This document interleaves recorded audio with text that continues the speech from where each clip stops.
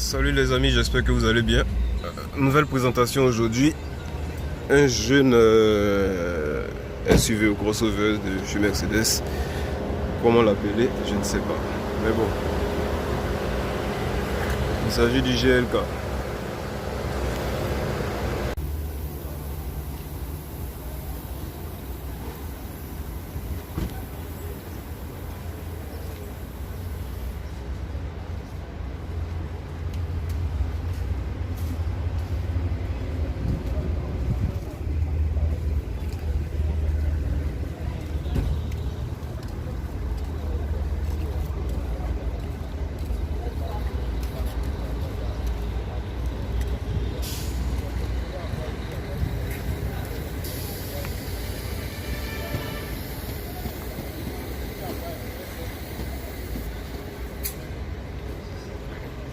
Donc comme je le disais, on va voir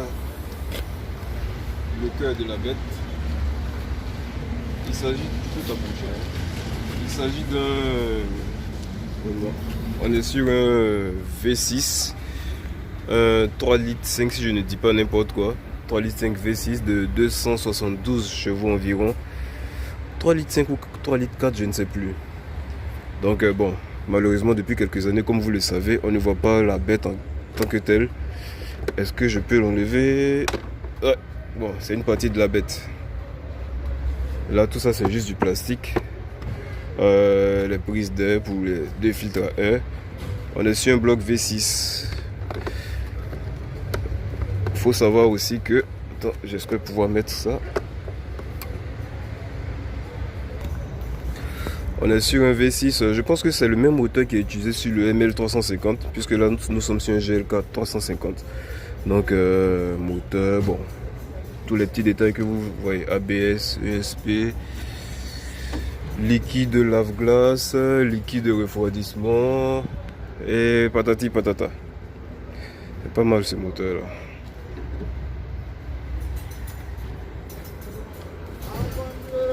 Bon.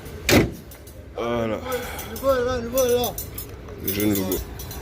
Et là on est sur un modèle américain. Visible par ces petits détails là. Les Américains ils ont toujours leur petite touche personnelle.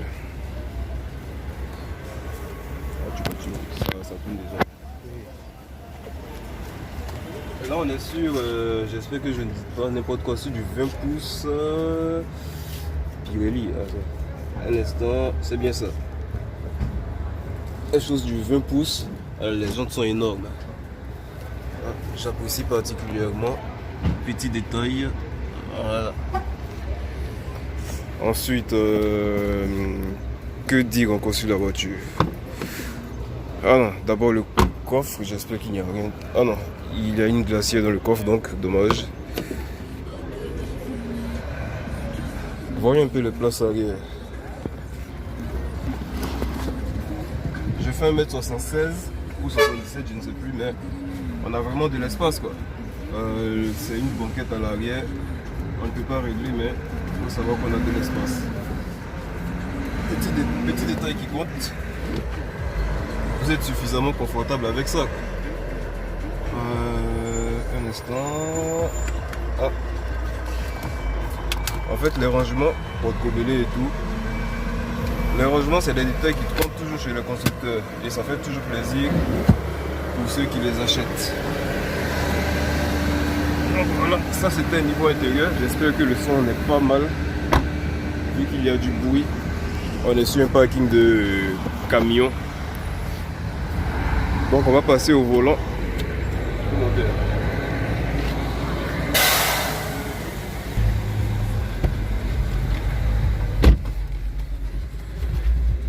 Là, on est sur l'intérieur.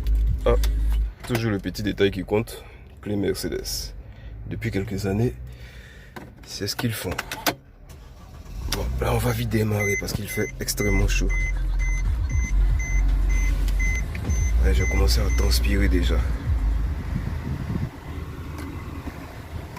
Bon, l'intérieur est quand même assez simple. Hein. Petit volant 3 branches. Dédicace à Johan, Yo Blanco. Petit volant 3 branches, vous avez les commandes et tout, ou tout ce que vous voulez. au niveau du jeune tableau de bord. Donc, attends un instant. Voilà. Là, j'ai la maintenance, le réglage. Je peux passer à la gestion de tout ce que je veux concernant le véhicule. On est sur une boîte automatique, 6 rapports. Bon, là, vous avez tout ce qu'il faut comme radio, CD, tone, comme ça me fait penser le tone de Top Gear. Je ne sais plus trop ce que c'est. Téléphone. Bref, tout ce que vous avez, ça c'est pour le volume. Est-ce qu'il y a le Bluetooth? Tu penses qu'il y a le Bluetooth? Oui. C'est où? Bon, le évident qu'on doit connecter pour appeler. Je suppose. Le Bluetooth peut-être c'est le tune. Je suis pas trop sûr, mais bon. Petit logo Mercedes sur le volant, petit détail. 4 vitres électriques, réglage des rétros, position des sièges et tout. Verrouillage, déverrouillage. Petit écran central qui n'est pas tactile, il faut le préciser. Je pensais que c'était tactile. Non, ce n'est pas tactile. Ça, c'est sympa. Jeune toit ouvrant. Non, on va pas faire n'importe quoi. Voilà. Ah, attends, j'avais pas remarqué. C'est derrière et devant en même temps. Derrière et devant. Ouais, je vais laisser comme ça pour le moment. Je suppose que l'éclairage sera mieux.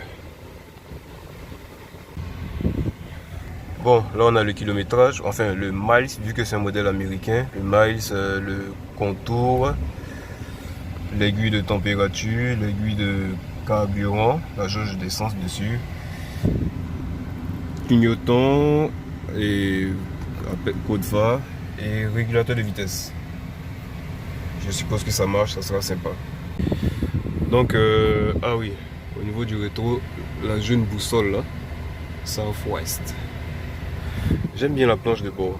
Ah, quand même, ce que j'apprécie pas au niveau du capot, je trouve que c'est très trompeur parce que on a un petit décalage en bas, là juste où il y a le phare qu'on ne voit pas. Attends, je vais montrer ça rapidement. Ce petit décalage là, lorsqu'on est au volant, on ne sent pas, donc du coup, il peut être très trompeur. Fais attention, propriétaire de cette voiture. Juste un petit rappel au cas où un jour tu regardes cette vidéo. Attends. Un petit détail, Mercedes, le petit frein à main ou frein à pied qui est là, et pour le déconnecter ici. Donc on va prendre la route maintenant. Voilà, donc on va décoller maintenant. Tiens-moi ça, c'est tout. Et je vais mettre la ceinture pour plus de sécurité. Voilà, j'ai une boîte automatique, comme je le disais. Volant très souple. Tu as toujours le petit confort de Mercedes. Quoi.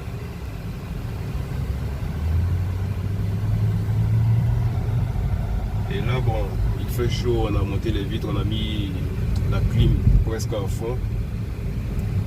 Mais si on baisse la vitre, vous aurez un petit beau bruit de moteur.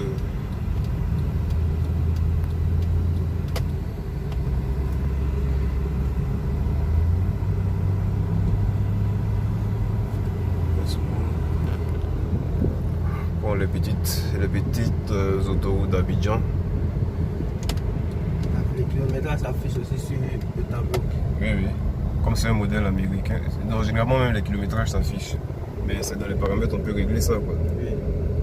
Là c'est un modèle américain, donc c'est obligé de mettre en kilomètre heure, puisque ici c'est le kilométrage qu'on utilise. Oui. Tu vois là je sais à combien? 75, mais chez les Américains c'est presque, c'est combien là? 45 environ. J'avoue quand même que ce modèle est confortable, ça, il n'y a pas grand chose à dire. Qu'est-ce que toi tu en penses de ce modèle là? Très bon, agréable, fauteuil. Tout. Moi je le trouve surtout spacieux. Le fait que ma tête est un peu loin du toit, du plafond, c'est un avantage quoi. Et puis en même temps, il faut dire Mercedes, ils font très souvent à 98% des productions, ils font de bons trucs quoi, de bons produits et tout. Non pas forcément spacieux, mais tu as des modèles qui sont pas spacieux, hein. Mais ça veut pas dire que ce n'est pas confortable. Bon, il y a celui-là qui est devant nous, je sais pas ce qu'il fait.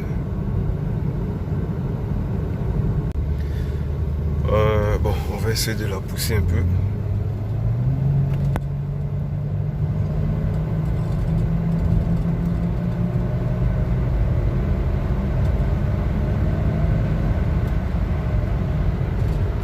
Souvent il y a des radars ici, donc j'essaie de ne pas exagérer.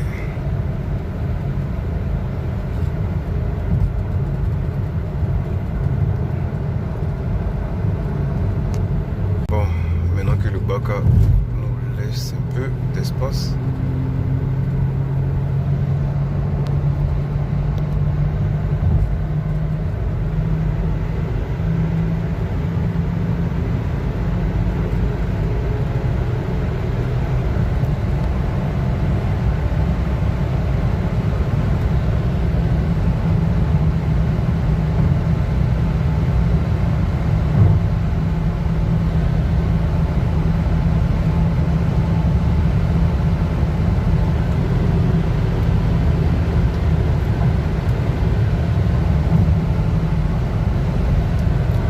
J'avoue, elle a du répondant. Tu forces pas trop, mais bon, ça réagit bien quoi. Petit stop pour vous présenter encore le GLK 350, à préciser 4matic. Mercedes, vous comprenez bien. Double sortie d'échappement. Ça c'est très sympa. Ah, j'oublie, on est sur une version de 2011. On a fait un petit stop, ça permet de voir un peu du paysage.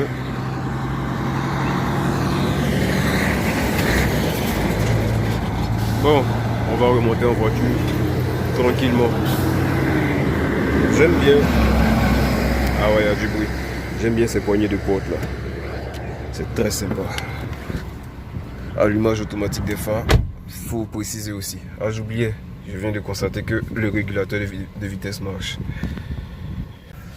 Bon, on va tester un truc. On va se faire un jeune 0 à 100. Ah, ok.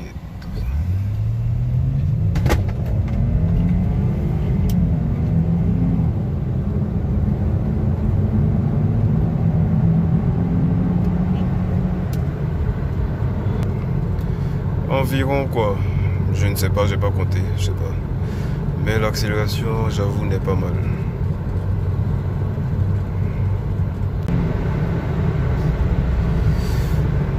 Bizarrement, on a le rival qui nous suit. Et il y a quelqu'un qui va nous ralentir.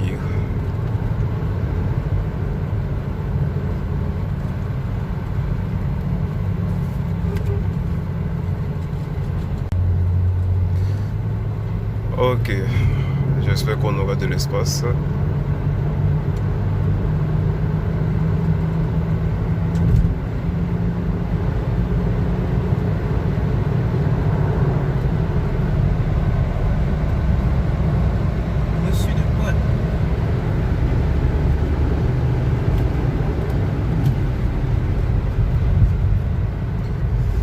Malheureusement.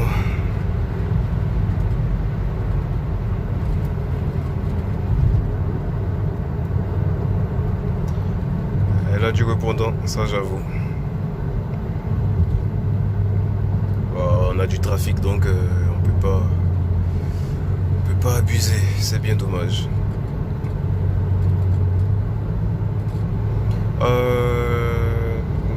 Je ne sais plus trop son couple. Oh non, pourquoi tu passes là-bas?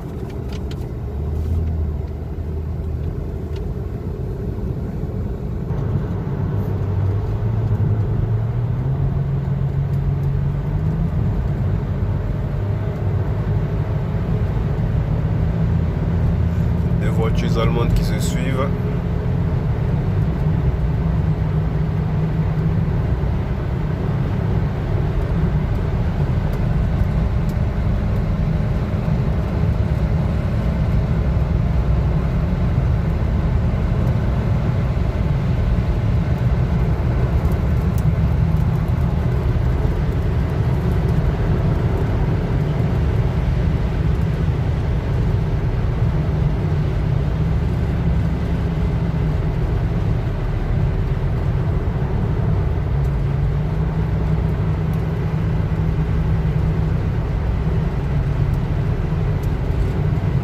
c'est la fin pour le moment.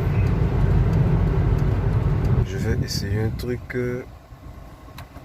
Désactiver ce machin là. Je comprends pas. Mais il réagit pas. Ok, c'est bon.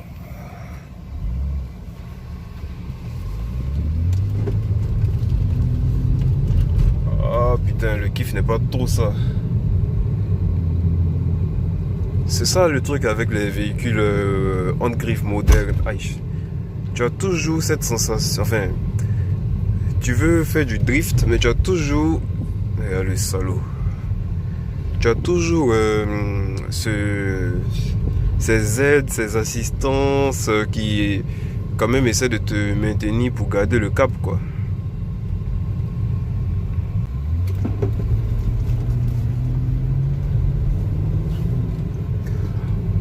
Je pense que c'est à cause de son système 4 roues motrices qui fait qu'elle ne drift pas assez. Mais bon, c'est pas bien grave. Voyons le bon côté des choses, ça nous met tous en sécurité.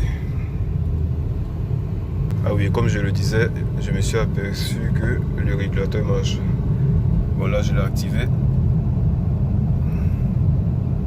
On est à combien? 58. Je retire mes pieds carrément des pédales. Et je ne fais que toucher cette molette là pour avoir une accélération, pour accélérer, pour décélérer. Et c'est de suite, quoi. N'oublions pas que nous avons sur papier un couple de 350 Nm. Ouais, à 2400 tours minute. J'ose croire que c'est la fiche technique. Là, la voiture a quand même un certain âge, donc ça peut. Il y a des couples qui ont dû disparaître, tout comme les chevaux. Avec l'âge, je suppose qu'il y a des chevaux qui sont fatigués.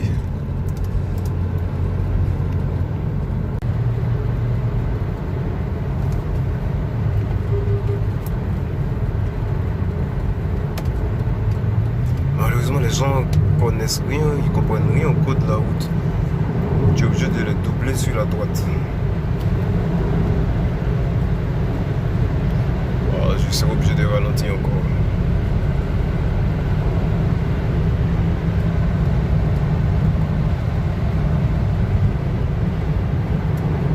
En tout cas, il a du répondant. On ne peut pas lui reprocher cela. Là, c'est clair.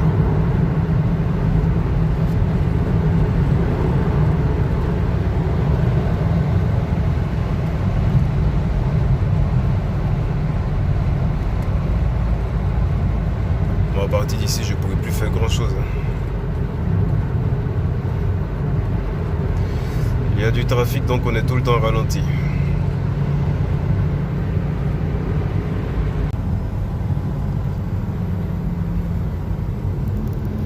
Bon, le gars, on ne sait pas où il conduit. Genre, il a payé, il a acheté la route, quoi. Il est sur deux voies.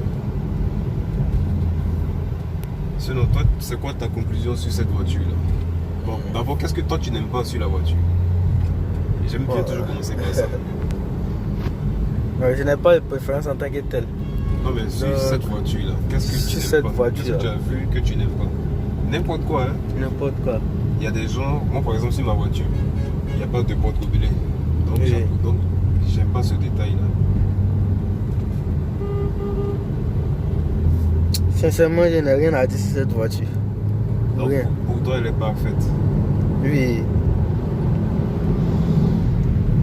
Mais bon, comme on n'a pas essayé sur une route peut-être, comment dire, une route dégradée. Donc on ne sait pas si elle peut aller mieux là-bas. C'est pas faux.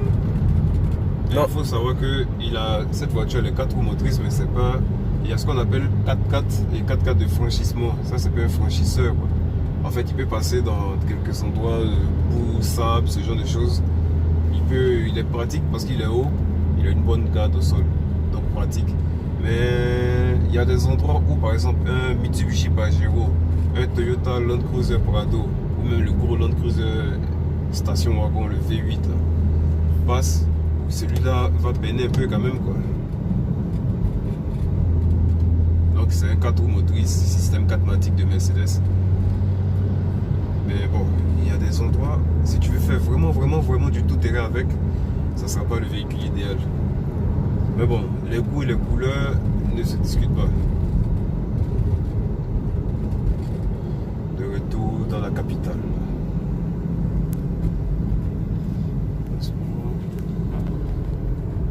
Ah, il y a encore du temps. Mon jeune copilote ici présent qui n'a pas d'expérience, défaut à reprocher à cette voiture là. Même si tu n'as pas d'expérience, mais tu as, il y a toujours des choses que tu n'aimes pas pas forcément même sur une voiture, sur un produit, un téléphone, une chaussure. Bon, c'est vrai, tu peux l'aimer à 99%, mais moi c'est mon avis quoi. Il y a forcément quelque chose qui va te faire tiquer un jour. Bon, là je ne sais pas si on peut entendre le bruit du moteur.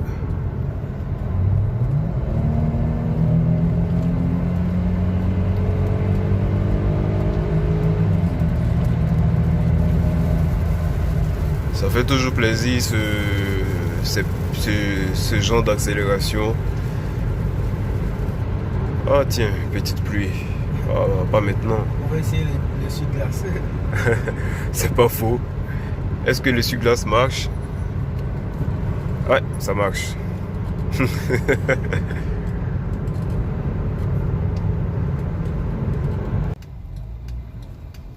Rupteur à 6100 ou 6200, c'est pas mal.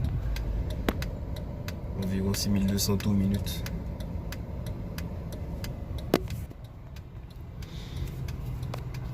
Ah, j'apprécie ce bois là. Sympa. Oh, j'oubliais. Petit rangement. C'est très important dans un véhicule. Les petits rangements à l'avant, à l'arrière. Petit logo sur le pommeau de vitesse pour te rappeler que tu es dans une Mercedes. Autre petit rangement, le cigare, pour déposer n'importe quoi, les pièces et tout. Clim, réglage, température, climatisation, Bison, dédicace à Johan. Voilà. Ah, elle a aussi les sièges chauffants. C'est pas mal, même si au fond ça ne sert à rien dans nos pays où tu as 30 degrés au soleil là. Mais c'est toujours bon à savoir. Ah oui, j'oubliais, on est sur un modèle qui a à l'intérieur cuir marron. Le cuir c'est sympa. Donc tu as du marron, tu as du bois, tu as du cuir encore. Ouais, c'est ça. Et du bois. Sympa sur ce petit modèle là.